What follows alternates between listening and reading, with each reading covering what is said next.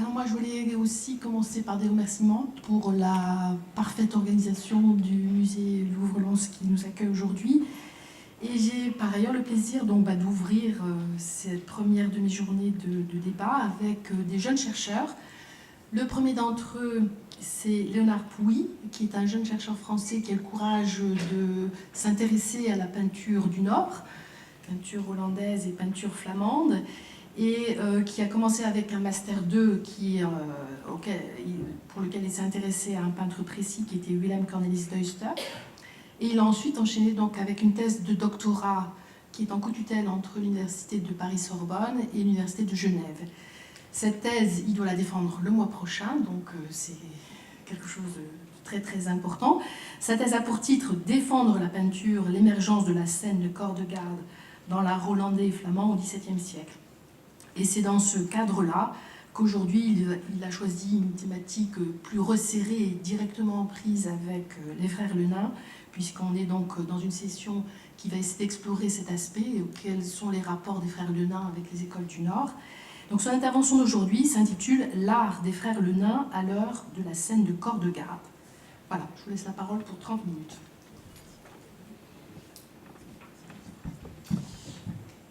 Merci beaucoup et merci aussi de me laisser le plaisir et l'honneur d'ouvrir ce colloque. Je vais tenter d'être à la hauteur, modestement, en essayant aussi de faire un petit peu avancer les choses, puisque j'aimerais avec vous aujourd'hui envisager donc par le biais de la scène de corps de garde chez les Lenain la question de leur formation et notamment la question de leur lien avec l'art nordique, puisqu'effectivement l'art des frères Lenain a longtemps été considéré comme caractéristique d'un pur esprit français, parisien, voire même lannois, et peut néanmoins, doit même aujourd'hui être réintégré dans un contexte artistique beaucoup plus vaste, qui englobe donc certes l'Italie, mais aussi les Pays-Bas du Nord et du Sud. Et donc j'aimerais confirmer à l'occasion de ce colloque l'hypothèse que les trois frères, un des trois frères, pourrait non seulement avoir été formé par un peintre nordique, mais être en outre resté particulièrement attentif au développement d'une forme de modernité picturale européenne, et ce, en fait, tant dans les domaines de la dite peinture de genre que du portrait. Effectivement, parmi les aspects les plus évidents nous permettant de rattacher la pratique artistique des frères Lenain à cette forme d'actualité artistique, voire de mode picturale, se distingue leur goût prononcé pour la scène de corps de garde. Et actifs à Paris, dans le quartier Saint-Germain-des-Prés, les trois frères lannois n'échappent pas à cette vogue européenne de la thématique qui se déploie dans les Pays-Bas, en Italie et en France à l'époque, et pourraient avoir bénéficié notamment de la présence ou du passage de nombreux artistes nordiques à Laon mais aussi à Paris, à l'instar d'un Sébastien Bourdon par exemple, puisque si on pense à ces joueurs de cartes de 1643, voilà, si on pense à Sébastien Bourdon, et je m'excuse pour la qualité exécrable de cette image, les relations d'une part avec un Wilhelm Calf dans la petite nature morte cuisinière et métallique dans le coin inférieur droit du tableau, mais aussi la date et la mention d'une auberge datée en 1643 qu'on peut rattacher à l'art de Teniers. Enfin, tout montre que effectivement, ce qui se fait à Paris au début des années 40 est manifestement connecté à tout un réseau artistique, notamment nordique. Or, daté de la même année, la célèbre tabagie, donc, dans l'attribution, me semble-t-il, enfin, modestement, peut-être partagée entre Louis et Mathieu, eh bien, témoigne d'un vocabulaire iconographique très particulier, quand bien même il s'agirait d'un portrait de groupe, qui est donc ce vocabulaire spécifique de la scène de corps de garde, au point même qu'on a pu l'attribuer autrefois, l'intitrer le corps de garde. En effet, les frères Lenain, Mathieu du moins, semble avoir été particulièrement friand de la thématique, puisqu'on atteste plusieurs exemples du genre au sein de l'inventaire après l'essai de Mathieu, dressé en 1677, et outre nombre de sujets religieux, mais également de sujets populaires, qui figurent, item, donc un grand tableau représentant un corps de garde de soldats, mais aussi deux autres tableaux représentant un corps de garde. Donc si Pierre Rosenberg, ici présent, voit donc deux répliques de la tabagie du Louvre dans ces derniers, ce qui est effectivement possible, on peut également citer deux compositions précoces des artistes, aujourd'hui attribuées à Mathieu, qui s'inscrivent pleinement dans cette vogue nouvelle du genre. Or, au-delà d'enrichir notre compréhension de l'art des frères Lenain, revenir sur la présence des scènes de corps de garde dans leur œuvre pourrait nous permettre de repenser la question de l'autonomie de la dite peinture de genre française dans le contexte européen du XXe siècle. Il est sur ce point remarquable que Mathieu Lenain se soit autant intéressé aux développements méridionaux que septentrionaux de la scène de corps de garde dans son propre traitement du genre, ce qui pourrait témoigner d'une forme d'appropriation plus idiosyncratique que vernaculaire, puisque auparavant attribuée à Sébastien Bourdon, dont on connaît plusieurs scènes de corps de garde, plus ou moins italianisantes, peintes à Paris, la toile des joueurs de cartes d'Aix-en-Provence, rappelle avant tout la fameuse manière manfrédienne qu'évoque Sandrart à propos de Segers. Ici, la composition, comme l'exécution, peut en effet évoquer les productions d'artistes tels que Nicolas Tournier, on y reviendra, le tableau, dont le thème est traité au début des années 20 par Hendrik ter Brugghen. Donc voici le tableau de Alex. Voilà deux exemples.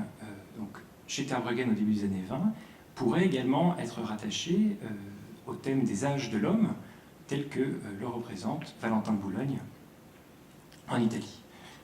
Alors ça, c'est des questions bien connues, je n'invente rien, mais comme le montre bien l'exposition d'ailleurs, les deux figures à gauche des joueurs se retrouvent au sein d'un Ecce Homo, celui de Reims, une composition qui pourrait lui être antérieure si l'on se fie à l'âge apparent des modèles, et considérée comme profane, la composition attribuée à Mathieu Lenain pourrait s'inscrire dans un groupe de tableaux plus large, au sein duquel peut aussi être intégré le reniement de Saint-Pierre, récemment acquis par le Louvre, et à l'arrière-plan duquel émerge là encore une figure de l'ombre représentée de face. J'insiste sur l'aspect de face, on y reviendra. Les deux tableaux suivent surtout cette scission opérée par la bande de Manfredi dans l'iconographie du reniement de Saint-Pierre, scission à partir de laquelle va justement naître, autour de 1620, la scène de corps de garde à Rome, en tant que thématique dite profane. Tandis que cette première interprétation de la thématique par Mathieu Lenain semble réveiller ce souvenir manfrédien de ses premiers développements,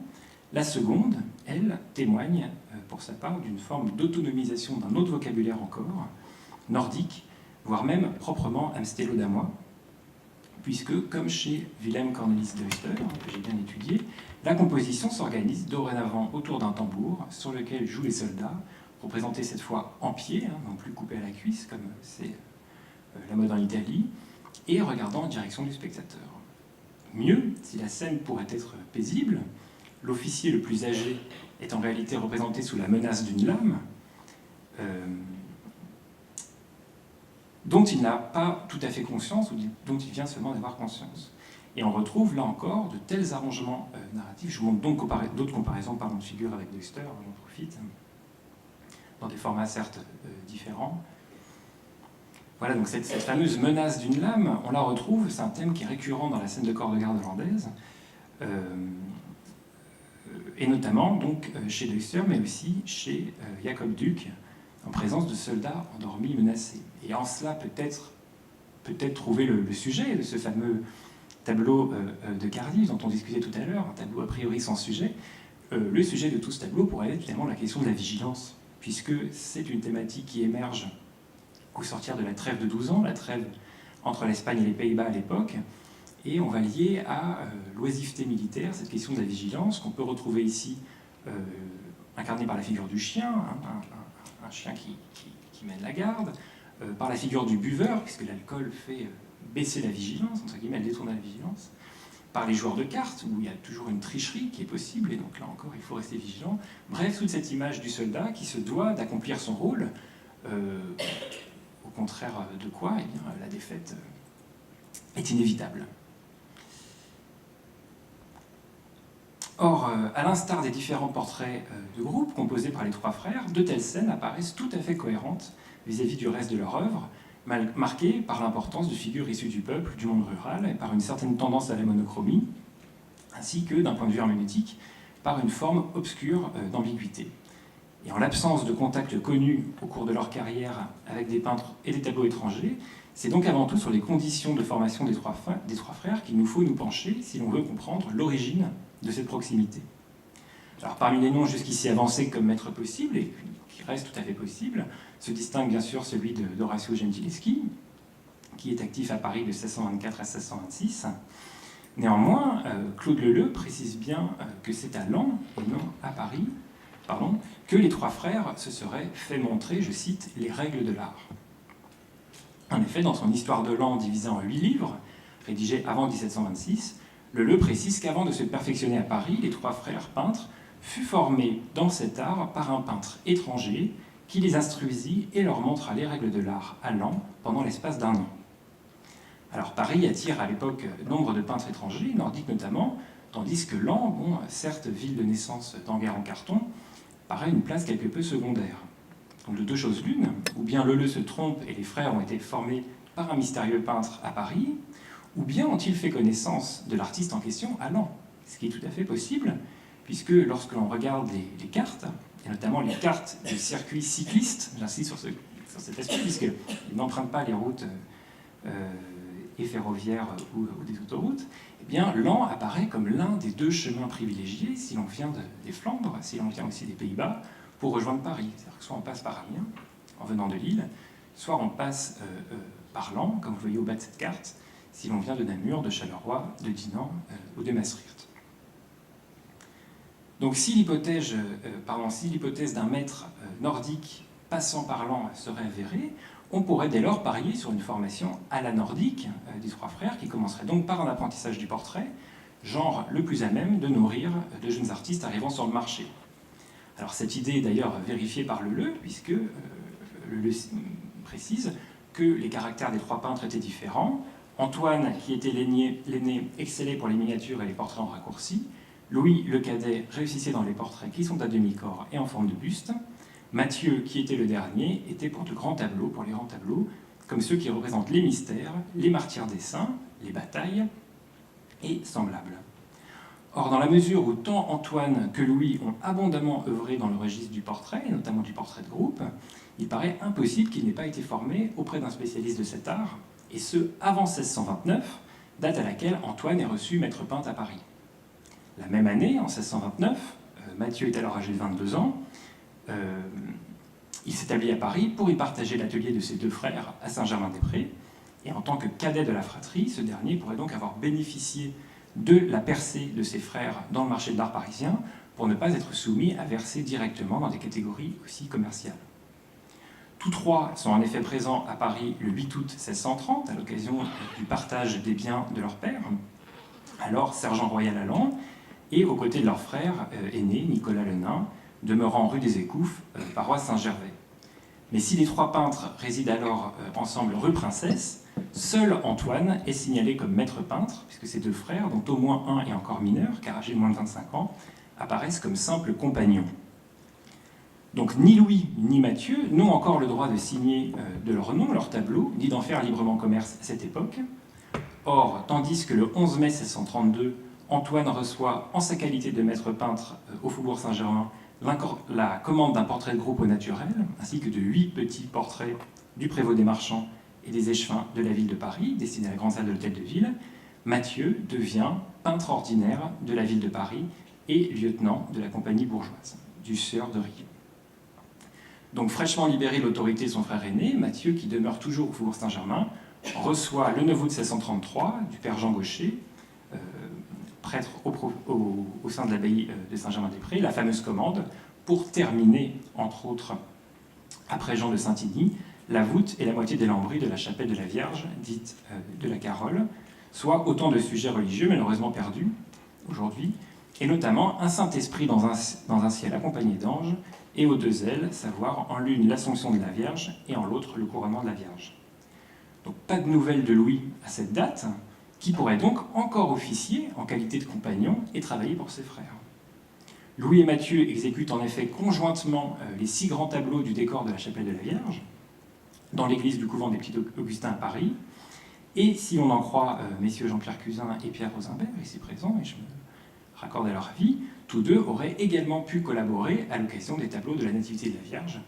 et de Saint-Michel dédiant ses armes à la Vierge de Notre-Dame. Certes plus tardive, la tabagie du Louvre pourrait donc elle aussi s'inscrire dans ce type de collaboration fraternelle, et la réflectographie infrarouge a d'ailleurs montré que la scène actuelle recouvre en réalité le portrait en pied d'un personnage, très largement inachevé, dans le sens de la hauteur. La toile pourrait donc avoir été abandonnée avant d'être réutilisée par Louis pour peindre son portrait de groupe. Mathieu aurait ensuite donné à ce portrait l'apparence et le cadre d'un corps de garde nordique, en ajoutant une figure de fumeur à gauche, une pipe dans la main de l'homme au premier plan à droite, et le rafraîchissoir au sol à droite. La réflectographie signale que Mathieu aurait également pu achever la figure de l'endormi au premier plan, haute figure de vigilance d'ailleurs, et recouvert par sa figure de fumeur, celle d'une jeune femme. Donc si l'on ne lit désormais plus la tabagie du Louvre comme une scène de corps de garde à proprement parler, une telle lecture est donc loin d'être anachronique, elle est même plutôt sensée, étant donné le nombre d'éléments qui la composent, directement soustraits à cette vogue nouvelle, qu'ils soient formels, stylistiques ou iconographiques. Car si la tabagie du Louvre peut être comparée à la réunion d'amis de Stach-le-Sueur, une autre académie, la composition n'est pas non plus sans lien avec le reste de l'actualité artistique néerlandaise de l'époque.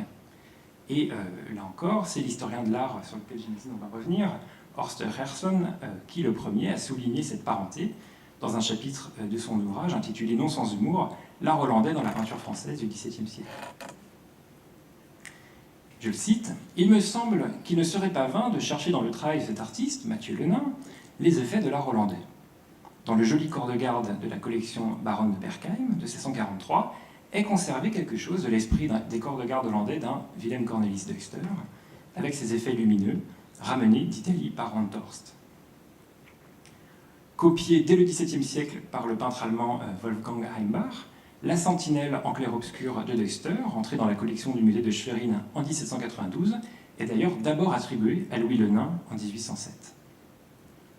On pourrait également croire que si la tabagie du Louvre s'écarte de la formule nordique du corps de garde, ce serait pour mieux se rapprocher du portrait de groupe hollandais, et plus spécifiquement Amstelo Damois. Or, à y regarder de plus près, celle-ci se distingue davantage des portraits de groupe peints en Hollande à l'époque qu'elle ne s'en rapproche. Sa composition apparaîtrait en effet d'une grande modernité, étant donné la présence de figures assises, peintes en pied, et l'absence de figures frontalières tournant le dos, semblant jaillir du tableau par un coude peint en raccourci ou marquant un obstacle entre les espaces de composition et de contemplation du tableau. Il faut en effet attendre la fin des années 1640 et le travail des élèves de Rembrandt, tels que Ferdinand Boll ou Gerbrand van den Eekhout, pour voir de tels tablés composés au nord du Rhin. En cela, le très imposant portrait des régents de l'orphelinat d'Amsterdam, peint en 1633 par Abraham de Vries, apparaît comme une exception particulièrement précoce. C'est d'ailleurs le seul portrait de groupe peint par cet artiste. Sans doute né à La Haye ou à Rotterdam vers 1590,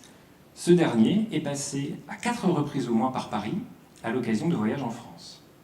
Présent à Lyon en 1613, De Vries reste en France jusqu'en 1617 ou en 1621, année de son retour aux Pays-Bas, et notamment à Rotterdam où il réside jusqu'en 1623. Il se rend alors à Aix-en-Provence où il reste jusqu'en 1624, puis à Montpellier, à Toulouse, à Bordeaux, entre 1625 et 1626, et enfin à Paris de 1627 et 1628. Considéré par Peiresc comme un très excellent peintre, principalement en portrait, dans sa lettre à Dupuy du 11 août 1628, Abraham de Vries excelle en effet à ses yeux en portrait au naturel, j'insiste, et quand il entreprend d'autres figures, il s'en démêle fort dignement. Comme il le répète le 17 octobre de la même année, Peiresc le qualifie encore 3 jours plus tard de peintre flamand, qui fait excellemment bien en portrait d'après le naturel et s'acquitte si bien des pièces d'invention que M. Rubens et M. Van Dyck, son disciple jadis, et à présent son imitateur très digne, ont bien daigné de les approuver avec éloge et de l'aller visiter chez lui plusieurs fois jusqu'à lui faire instance de s'arrêter à Anvers. Effectivement présent à Anvers en 1628, puis de nouveau à Paris en cette même année, De Vries reste dans la capitale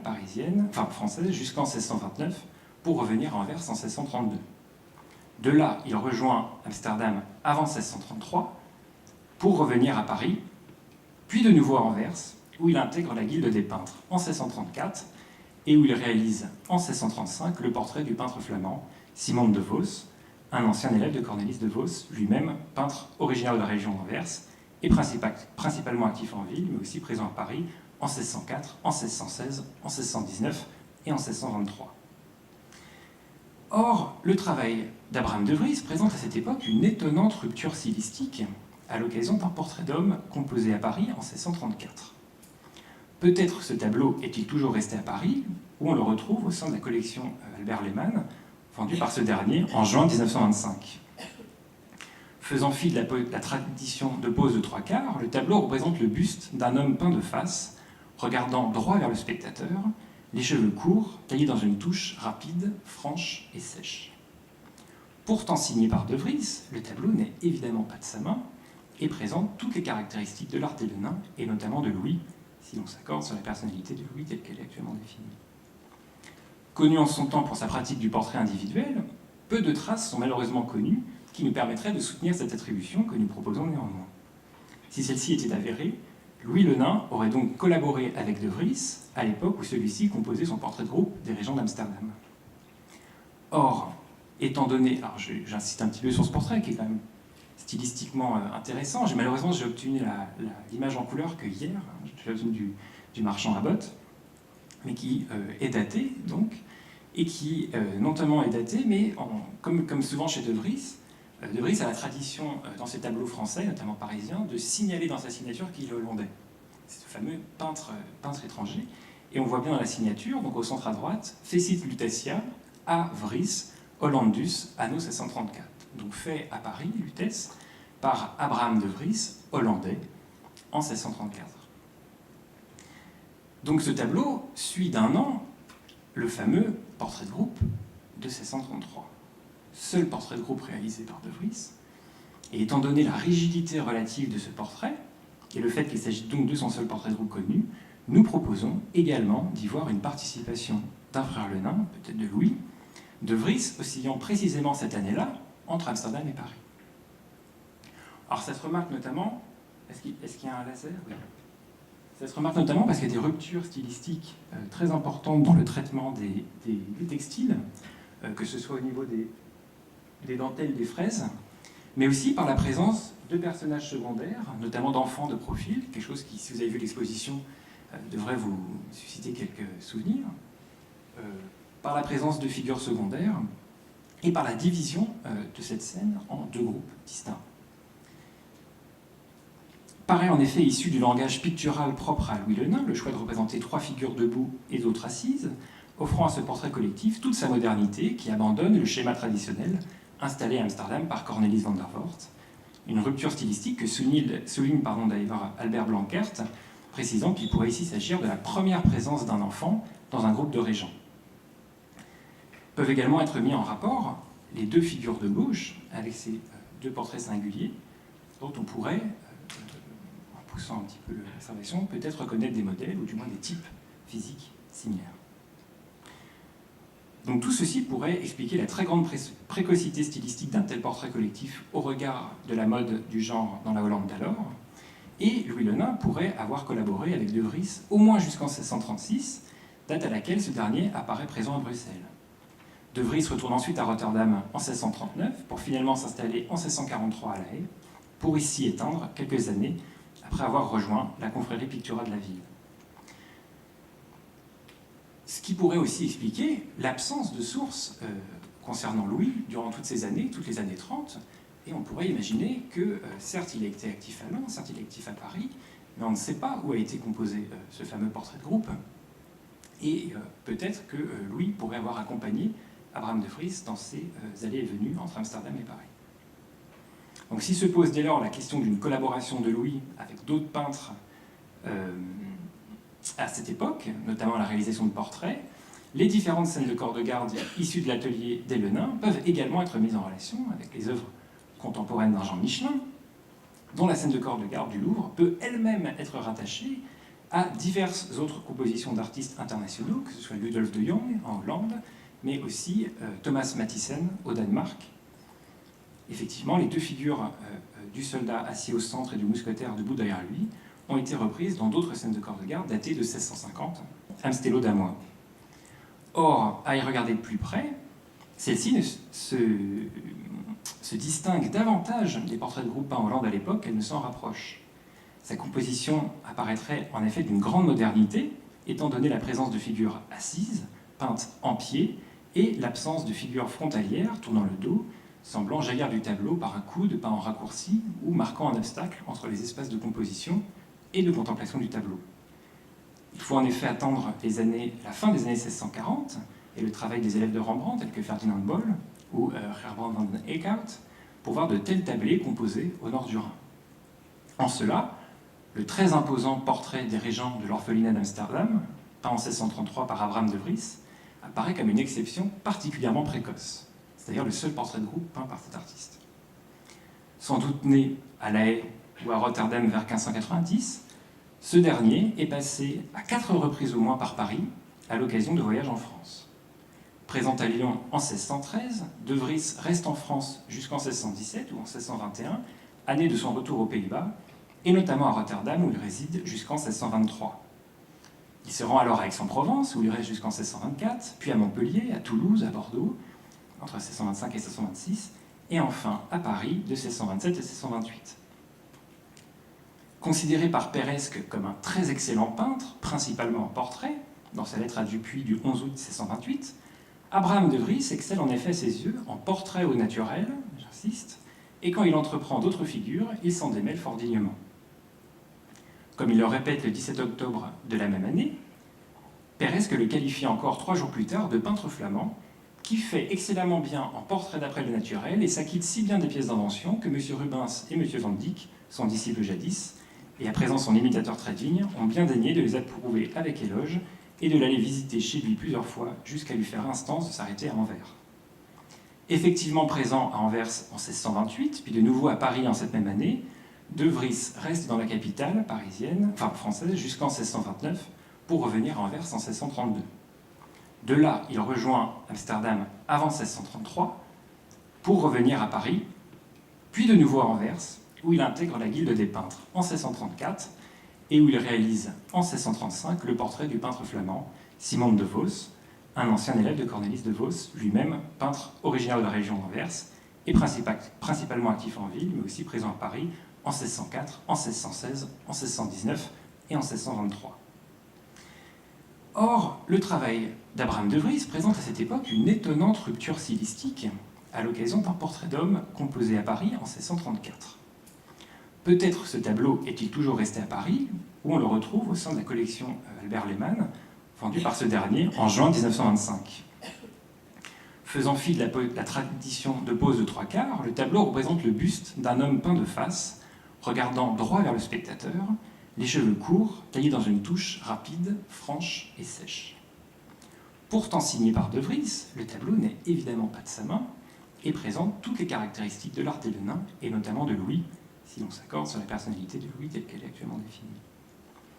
Connu en son temps pour sa pratique du portrait individuel, peu de traces sont malheureusement connues qui nous permettraient de soutenir cette attribution que nous proposons néanmoins. Si celle-ci était avérée, Louis le Nain aurait donc collaboré avec De Vries à l'époque où celui-ci composait son portrait de groupe des régents d'Amsterdam. Or, étant donné, alors j'insiste un petit peu sur ce portrait qui est quand même stylistiquement intéressant, malheureusement j'ai obtenu l'image en couleur que hier, j'ai obtenu du marchand à bottes, mais qui est daté donc, et qui non seulement est daté, mais comme souvent chez De Vries a la tradition dans ses tableaux français, notamment parisiens, de signaler dans sa signature qu'il est hollandais. C'est ce fameux peintre étranger. Et on voit bien dans la signature, donc au centre à droite, Fecit Lutetia à Vries, Hollandus, anno 1634. Donc fait à Paris, Lutèce, par Abraham de Vries, hollandais, en 1634.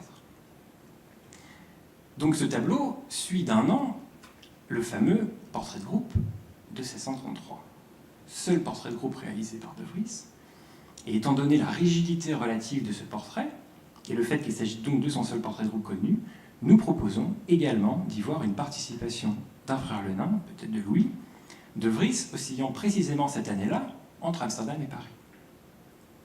Alors ça se remarque notamment... Est-ce qu'il y a un laser ? Oui. Ça se remarque notamment parce qu'il y a des ruptures stylistiques très importantes dans le traitement des textiles, que ce soit au niveau des dentelles, des fraises, mais aussi par la présence de personnages secondaires, notamment d'enfants de profil, quelque chose qui, si vous avez vu l'exposition, devrait vous susciter quelques souvenirs,